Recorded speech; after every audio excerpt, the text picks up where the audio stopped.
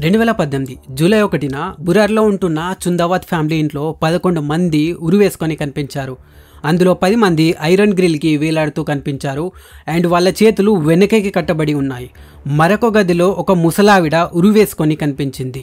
ప్రతి ఒక్కరూ ఇది ఒక ఆత్మహత్యలా అనుకున్నారు. కానీ పోలీసులకు దొరికిన డైరీలు చూసిన తర్వాత ప్రతి ఒక్కరూ భయపడ్డారు.